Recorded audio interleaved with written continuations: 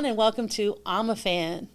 Today, veteran paranormal investigator with his motto, Never Stop Searching, has traveled the world investigating unexplained phenomena and coined the phrase paralosophy and launched his own paranormal game, The Three Pillars. I'm so happy to have him today in the studio. Brian, welcome. Oh, thanks, And Kimber. I should say Brian Cano. But Brian, welcome, because we've been friends for a long time. long It feels time. weird for you to say my last name because it's just like, all right, I'm Brian, you're Kimbra, we are. And, Yeah, so- exactly. So with that being said, I want to start at the beginning. Okay. Way back to even when I first met you at the CTV studios. Oh, yeah, CTV, the cradle of everything that is and was. Yeah. I want to talk about Scared.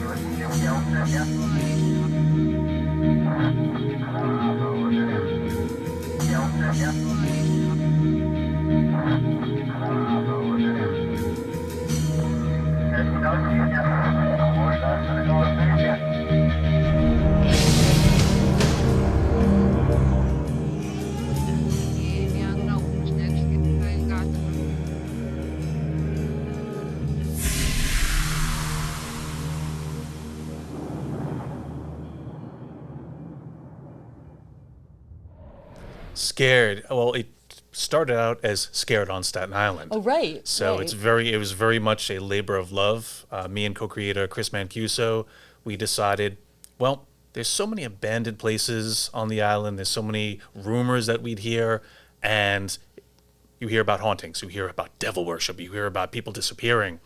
Yeah, I have a few that Snug Harbor, and one of the most famous, the Farm Colony. Farm Cano. Mm-hmm. And the Staten Island Hospital, Yep. which is no longer here. Yes. And it's funny because in the initial 5-episode run of Scared on Staten Island, Yeah. so many of those places are gone. I mean, the Augustinian Academy up in Grimes Hill, gone. Oh, Farm right. Colony, still there, but it's losing ground. The Staten Island Children's Hospital, still there on the grounds. Yeah. St. George Theater, renovated, and is now It's a beautiful beautiful. spot. Yeah. So the haunted, burned out, dilapidated part, that's gone. So what was your most interesting place on Staten Island to investigate? Ooh, I feel like we did a lot of work at the Farm Colony. Yeah. And there's still a lot of mysteries there because you could drive by it and it still seems to hold a lot secret. And Yeah. I still would love to get back in there. I keep talking to Chris and I say, we need to do a Scared on Staten Island reunion with a couple extra pounds and less hair for some of us, and just back props and be like, all right, Scared on Staten Island 20 years later. Will we actually next year is 20 years. Wow. Yeah, because Scared on Staten Island was from 2004 to 2002. Okay, to 2013 maybe? We wrapped it up. Yeah, we called it a day in 2013 because we started out on Staten Island. Yeah. We did our run here, and then we thought, okay, we've kind of been to all the places on the island that we wanted to see. There's an entire country calling, and other states started reaching out to us, say, hey, come do this. Yeah. And back in 2002, there was no ghost hunters, no ghost adventures. Yeah. The explosion hadn't started yet, so You were just right on the precipice? we were figuring it out. Yeah. And I remember Frank Harding back at CTV, yeah, he yeah. said, don't be surprised, guys, if you start seeing more content like this hitting the airwaves, because producers will watch cable access to get ideas. Yeah. And we're like, it's not going to happen. And look at where we are now. Yeah, and so you Scared on Staten Island, and then it became Just Scared. Just Scared. Because you started venturing out to different places too. I know you did the Devil's Tower in New Jersey, the Philadelphia State Hospital, and one was the Grand Hotel. Oh, the Grand Midway. Renamed the Grand Midway Hotel, ironically, it is now a private residence. Reports of odd occurrences and paranormal activity began almost immediately. On the second floor, charred human bones were uncovered in a wall. At least 2 bodies are rumored to be buried in the basement. Eyewitness accounts include full-bodied apparitions and objects moving. Other reports indicate feelings of uneasiness and a powerful negative energy emanating from the 3rd floor. Could these be the souls of the miners who found themselves trapped here during their life? Do the echoes of injustice continue to reverberate through these halls and rooms, binding them eternally? Well, that's what the Scared Crew has come to find out. And I think, if I remember in our conversations, you were a skeptic for a long time. Yeah. And I think that was the place that changed you, maybe? Or what was the turning point? For me, it wasn't any one single event. It Yeah. wasn't one experience that said, okay, I'm punching my card, I'm going into a new affiliation. But they're what I like to call grains of sand. Okay. Each individual grain of sand is an experience. And by itself, it doesn't look like much. Like, you drop it. Over the years, over that entire time, Grand Midway was in 2009. Okay. So there was 7 years of me really being a skeptic, dropping all these grains of sand, just kind of being blind to the things that were right in front of me. And at one point, after dropping all these grains of sand, I looked down at my feet, and metaphorically, I was standing on a beach. And I had to consider what that meant, what that really meant for me and meant about the world around me. So today, I consider myself to be a skeptical believer. So that is, I know the phenomenon is out there. I know these things exist. It's the people who report it that I'm skeptical of. Yeah, because it's over the years, it's become a really, a pop culture in a way. There's over 200 different shows. There's a lot. Even more, maybe? There's a lot. Yeah, and recently I just saw, it was Paranormal Fact or Fake. Okay. Where they had like the 5 different people that a scientist, I don't know, a photographer, an FBI guy. Oh, that's Ben's show. Yeah, Fact or Fake, Paranormal Files. Right. Yeah. I love that show because they went to like a place that they would redo in their own way to see if they could reproduce the phenomena. And some they did, some they didn't. They were out doing the Loch Ness Monster and all these crazy things. But I love that show because I think they were honest investigators. Right. And that's sort of where I see you. Because in the pool, there are a lot of people out there to make money. And of course, we all want to make money. But then there are some people that really love what they do. Yeah. And I think you really, I've always thought that you really enjoyed it and in the discovery and the adventure part of it. There's been a lot of adventure. And I mean, when it comes to doing things in the paranormal, like you said, some people are in it to make money. You don't make money in the paranormal. There's 3 people who make money in the paranormal. I'm not one of them. So that's why I kind of almost consider myself Who are the 3? Not me. That's why I can kind of consider myself a paranormal artist, because I'm starving, but I love what I do. Yeah. So I was really surprised and really happy to see you on the show, The Haunted Collector. The objects in your house are haunting your family. It's time to call in his family. Dad. We're gonna die. You don't want your old man being a ghost. The spirit that was attached to the doll moved into the house. Head out and see what you can find out around the area here. You shut the lights off, you never know what's gonna come out. A new sci-fi original series, Haunted Collector. Monday night at 10:50, only on Sci-Fi.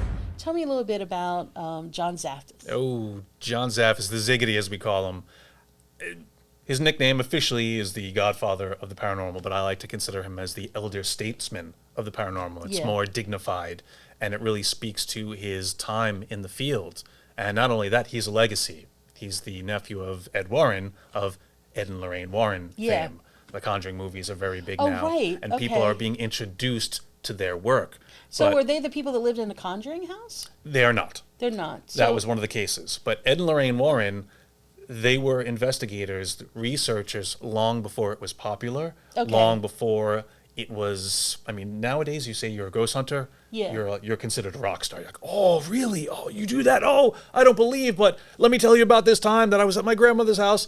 Blah blah blah blah, and the Yeah. story ensues. But back then, not only did the Warrens have to put up with this, but John had to put up with this in his own time. And Haunted Collector did initially get some resistance because people thought, haunted items, that doesn't make any sense. Yeah. And yet now you look around and there's plenty of people with haunted museums, And that plenty of was- people with shows about haunted items.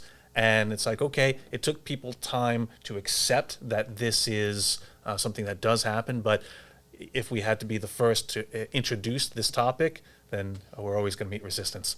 And I thought it was kind of crazy to have a spirit attached to an object, and then he would take it out of the house and put it in his museum. Something more often than not, yeah. Yeah, and that was a controversy. Like if it was an expensive watch, or there was talk of the town. Was it ever an expensive watch? Yeah. No.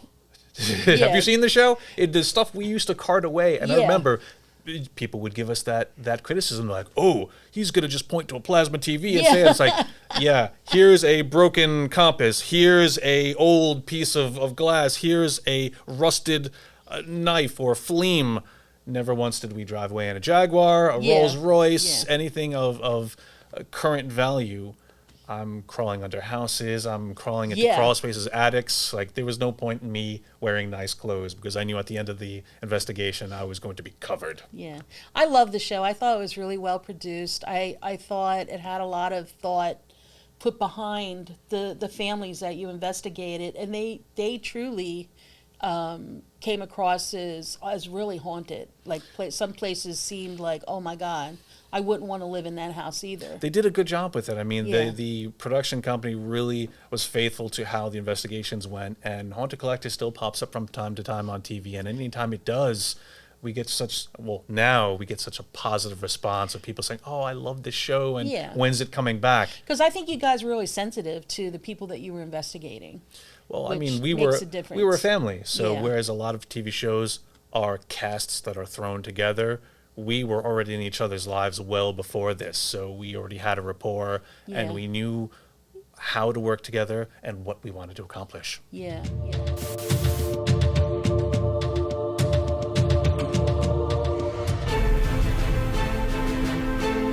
Gettysburg. It's a historic location that I love going to, I've been to many times, and I try to get back there as often as I can. Now with Haunted Collector, we were lucky enough to do a case there at a place called the Inn at Her Ridge. Now during my travels, I try to check in with old locations as much as I can.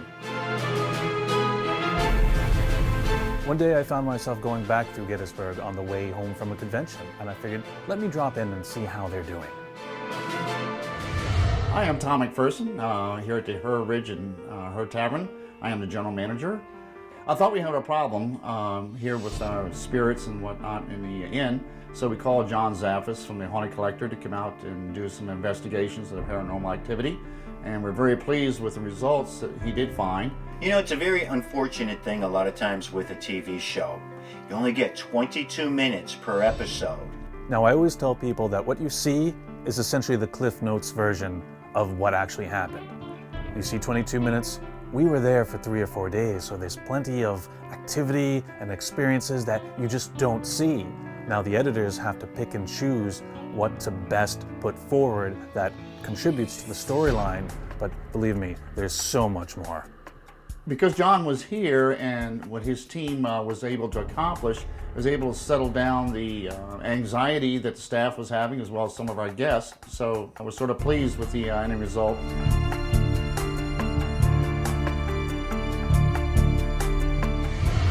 Highlights of the episode's investigation was Chris staying by himself in room 1 with the camera to see what he could catch by himself.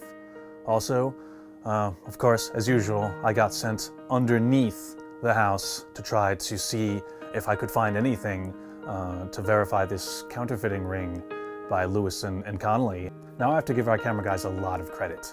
Anytime you see me crawling into a tight space or underneath a house, there's a camera guy with me.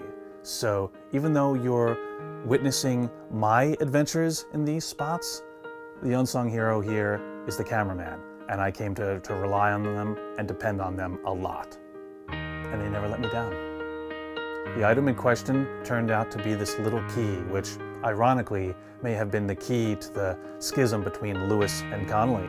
Now, it's on display at the inn. That seems to have reduced the negative activity, which is all we're there to do. Now what's sort of interesting is that when guests are explaining that they have some paranormal activity and experiences in the inn, I believe them now. And previously I was saying, well, maybe it's just the building is old and it's creaking and has some quirks going on. But after witnessing some of the activity myself and the investigation, it's made me a believer, and now I believe the guests when they're having these experiences. We're still experiencing a door downstairs going to the crawl space under the building is still opening all the time. Matter of fact, we have guests coming in wanting to see this area, and they've actually witnessed it themselves. Now remember, we all love the movie Ghostbusters, but that's not an accurate representation of the work we do. We don't hate ghosts, we don't want to get rid of them, we don't want to imprison them, we just want to reduce the negative activity that is occurring at a location. So if we can do that, then we've done our job.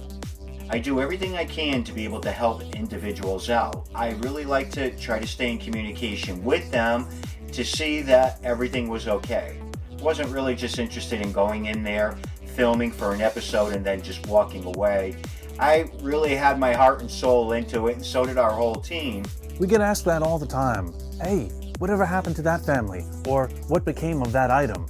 And as much as possible, we do like to check in on them. So as long as there's cases to keep checking in on, I'll keep bringing you these segments. We would like to thank John and the Haunted Collector and the team that worked with him doing the investigation here at the inn. It was very fruitful, and we appreciate the opportunity of working with him. The most important and main thing to me is to be able to try and help individuals out there and to try and bring some type of resolution to the investigations that are occurring today.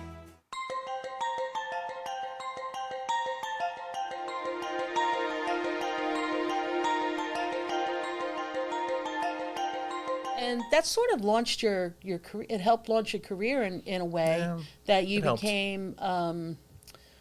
You started traveling all around the world. Oh yeah. I remember watching something about you being in Australia even. That was a lot of fun. Yeah. I've been there a few times. So does overseas fans, I should say, treat you differently than the States?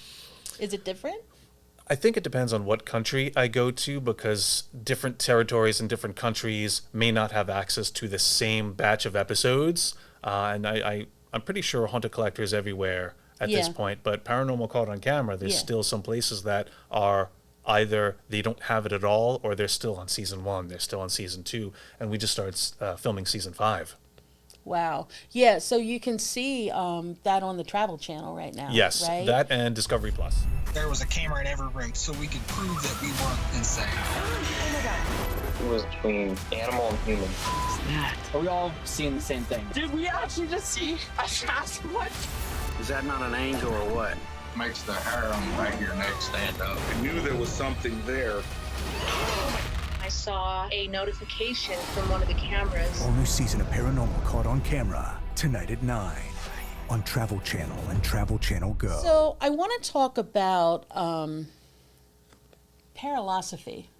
And that took me a little while to say that, paralosophy, because you took two words and put them together. You're clever like that. You've done that to a couple other things, other words, like I've seen throughout the years. I'm always making up words. Yeah, it's a made-up word, but it's a great word. Talk to me about that, how you came up with that. Well, I think its origin was out of a little bit of frustration over what I see in the field as being monkey see, monkey do, in that people watch the TV shows, imitate what they see, but don't ask questions about it. So I'm like, well, instead of worrying about the how, instead of mimicking what you see, I want people to ask why. And that's where paralosophy came from. And it's like hashtag paralosophy, paranormal and philosophy, because why is a very important component. Yeah. Why do we use EMF detectors? Well, I saw this guy use it on TV. That's not the right answer. Why do we do the things we do? Why do we use the methods we do? Why do spirits act in these ways? Almost like a child, you have to kind of revert to that state and keep asking why. And for me, one of the tenets of paralosophy is, okay, 52 weekends out of the year, you've got black shirt investigative groups running around all over the country, all over the world, looking into the dark and taking measurements and readings and asking who's here with us. And yet we're not any closer to locking down any hard science or any figures that we can reference. Yeah. And I want people to slow down. Paranormal won't be solved this weekend or next weekend. We've got time, so let's do it right. And I feel like I want people to think more and do less. Yeah, did you do an experiment? I think you did quite a few experiments, but one I remember was you asked a bunch of people to, you had a name for something, and you were kind of psychically putting it out there. You're referring to the psychic projection experiment. Yeah. Well, this is, and again, this... Well, first tell us about that experiment, because Okay. I thought it was really pretty interesting. Well, here's the thing. In trying to think differently and trying to ask why, the subject of EVPs, electronic voice phenomenon, you have to really consider, well, where are they coming from? Is it always ghosts? Could it be aliens? Could it be echoes? Could it be us? Right. Now, that being said, if there are such things as psychic abilities, telepathy, clairvoyance, ESP, why couldn't it be us? And the thing that's common about EVP sessions is that we ask questions and we're already looking for specific answers because we think we know what they are. Right. It's almost like we're preloading it. With that thought in mind, I started doing these experiments to say, all right, guys, I think it's us. Let's pick a word and let's all do nothing but think of that word and try to imprint it onto the audio recorder. And to date, now I've been doing this for probably 7-8 years, maybe 9. Yeah. It's worked 30 times. Not a great batting average, but that's 30 more times than 0, which makes you think, all right, there's something to it. And I'd been doing the experiment for years before it even worked for the first time. And the X factor seemed to be, there needs to be a connection. There needs to be a little bit of levity or investment in the word. Yeah. So if you're just like, oh, let's pick chair or floor, like nobody cares about that. But the first time it worked, I said, all right, guys, there was 6, 7 other people in the room. I said, somebody pick a word. What's the word? The gentleman said, bird. Bird is the word. Everybody laughed, like, yeah, all right, bird's the word. Let's give it a try. And I find a lot of times humor is a good motivator because everybody likes to laugh and it brings that energy up. And all the words that have come across over the years that have worked, bird, bacon, balls, golem, just funny things that were situational to that group, like that inside joke. Yeah. And I found that maybe this might be proof that it's not always a spirit, that maybe sometimes it is us. Yeah, because I often wondered, I don't know, I was up at the Lizzie Borden house with you twice, and we were doing some investigative things that I found fascinating.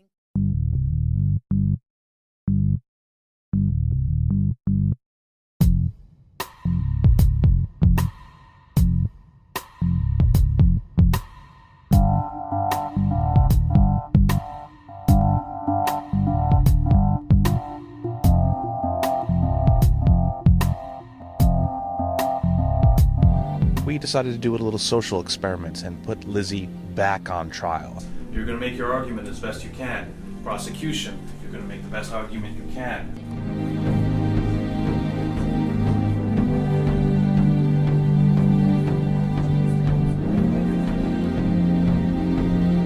We are going to be calling specific witnesses to the stand. We have subpoenaed Lizzie, Emma, Bridget, and John Morse. And at that time, or any time while you were reading your magazine, did you hear any noises upstairs? I did not, that I recall. No noises at all. Like if a 200-pound body drops up there, you should be able to hear something. They did a little experiment and they dropped a 200-pound weight upstairs. Oh, yeah. How is it possible then that you did not hear anything? I do not know. Ms. Morton, I have a question for you. Were you sexually abused by your father? No, I was not. Any other questions? Watch your blades. No, I only go about half hour from here. Now, the way we're going to run our EVP session, we're going to do it in the round, and we're going to try to get everyone involved. Now, there's going to be a third murder in this house. All right.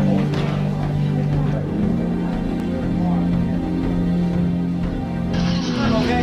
Do you know who committed the murder, and can you tell us who it is?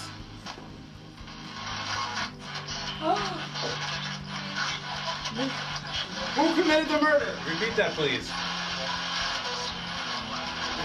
Lizzie, can you say happy birthday to Will? Oh my God! Come on, you guys, see? Okay, ready?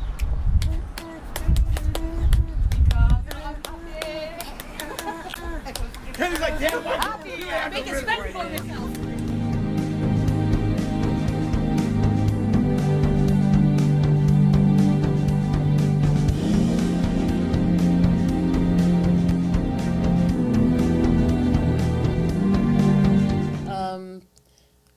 And I remember, you know, people being in that circle, and we're doing the EMP, or Chris was holding a recorder, and then we would play it back. Right. And people heard Lizzie. Right, I remember that. So I often thought, were they focusing on trying to hear Lizzie, the word, and they actually delusionally heard it? Because I didn't hear it. Like, I didn't hear anything really on those recorders that, you know, people were saying that they heard. I just couldn't make it out because it's so difficult with all of the static and, you know, decipher. It takes a while. It takes a trained ear to really start picking up on those things. But honestly, think of it this way. All right, you've been to the Lizzie Borden house many times. I've been there countless times. Yeah. I really do miss my friend Leanne, who just recently oh passed. My God, God bless. She was the heart and soul of the Lizzie Borden house. A big loss.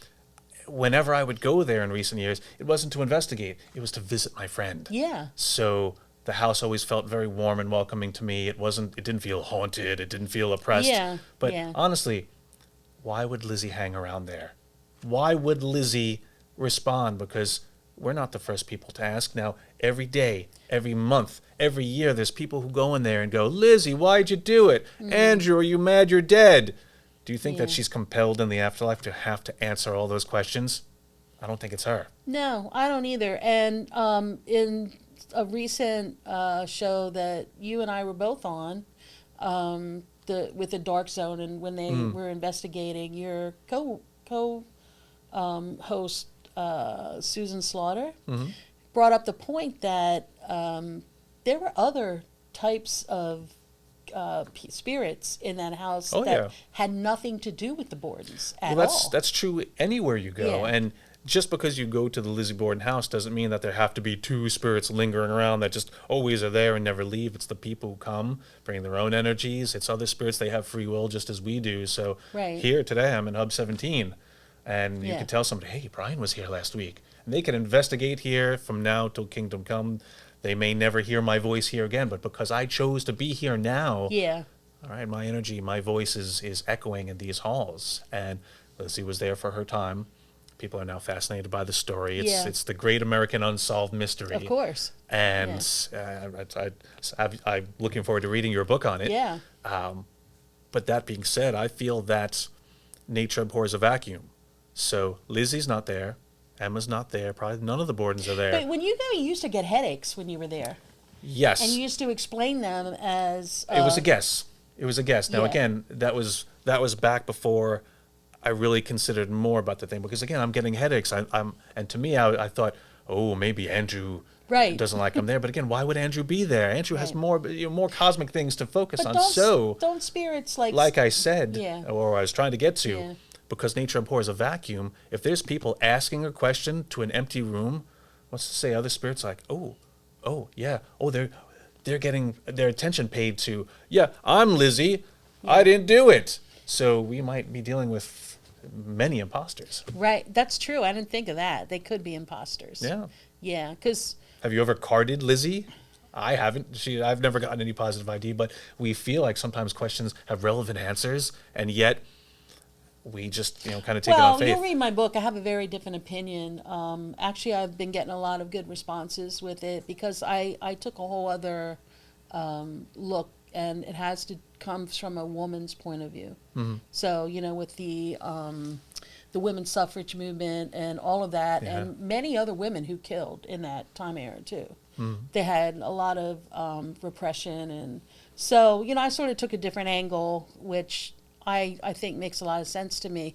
But getting back to your long adventure, I mean, it's been 25 years plus that you've been in this industry. Has it gotten old for you, or are you discovering new things? And I think for me, I always equate the paranormal because, again, there's not a lot of formal training. You really have to be in the trenches doing it. Yeah. I equate a decade with a year in high school. So, okay, your first 10 years, you are a freshman. Whatever you think you know, you don't really know. Whatever you think, I've got it handled, there's the people in the upper classes who are like, you'll find out. You get to that second decade, and okay, I know a little bit more. I can't believe I thought that way back then, but now I think differently. And this is it. But every time you advance classes, so to say, you learn more. And for me now, it's very much a philosophical pursuit. Yeah. I'm not spending every weekend going from place to place to place, trying to get EVPs, trying to get this, because I feel like, now I know it's out there. It's no longer a question of if it's yes, it is, but how does it work? So for me now, it's about explaining, okay, how are we interacting? How do we fit into the universe? And this now encompasses, and again, remember, the paranormal is not just ghosts and spirits. It's extraterrestrials. It's cryptids, hidden creatures like Loch Ness Monster and Bigfoot. Is Bigfoot a creature or is he an alien? Is he a spirit? Are demons just extraterrestrials? Are jinn physical creatures? There's so many different things that overlap, and it's really vast. It's the exploration of that takes a lifetime. I mean, you look at the Bible and so many different interpretations of that, giants living on the earth. And, like some people, a Galacticus group even thinks that aliens created God. The question, who created God? Right. So there's a lot out there to be discovered. Well, very early on in biblical text, all those figures, lived to the age of like 985, 999. I'm like, wow, we get 60 plus years. Like that's it. Yeah. But again, maybe year was different than the year is now. You know what I'm saying? Maybe. Well, there's a lot of things that what we believe to be true in one era. Once again, I like to look at things from the scientific viewpoint, and that doesn't always necessarily mean facts and figures, because a true scientist is a dreamer. You have to kind of imagine what isn't and try to find a way to get it using the facts. Right. So again, look at Newtonian physics. We thought we knew what the universe was about, and then along comes Einstein. He's like, nope, you're wrong about this. And Newton theorized that the laws here are the same everywhere in the universe. And Einstein said, no, it's different. There's gravity. There's different things that will make time flow different, light bend. And that's what we understand now. Who knows what we're going to understand in 50 years. Yeah, it's true. It's so true. So I want to talk about the history of the paranormal exhibit on the road. To move forward, you often must look back. Have you been curious about the paranormal? Do you watch all the TV shows and wonder, what's it really all about? Where do I begin? Well, here's your chance to find out. The History of the Paranormal mobile exhibit is coming to an area near you. The goal of the exhibit is to educate and to entertain, and I intend to bring it to all 50 states. Look back to where we've been. Look forward to where we're going. Interactive elements and immersive displays bring you up to speed on all things paranormal. Check it out when it rolls into your town, and be prepared to discover something new in the history of the paranormal. I had a chance to visit when you were doing the Kresher Mansion on Staten Island, and I thought it was a really fine exhibit that you put together. I enjoyed it. And talking about the EVP sessions, I sat down and I put the headphones on and listened to all of those examples. Yep. And I actually heard something. There's a couple from Lizzie in there too. Yeah, I actually heard it, by listening to that as Right. opposed to being at a place. Which is interesting. Well, obviously, I did pick the best examples. Yeah, of course, of course. But tell us about that and what's going on with that. I'm having a great time with that. My goal is to get to all 50 states, and this mobile exhibit was always born out of a desire to tell people, look, guys, you got to look beyond the TV shows. There are ways, and there's things that have been going on well before TV, and we need to know those names. And everyone needs a good foundation that, again, yeah, you might know John Zaffis, you might know Jason and Grant, and they're great. But they learned from the Warrens. They learned from Hans Holzer. Hans Holzer from the writings of Emanuel Swedenborg, and all these different names that go back that you're like, who are these people? Exactly. And when you come into the exhibit, it's immersive.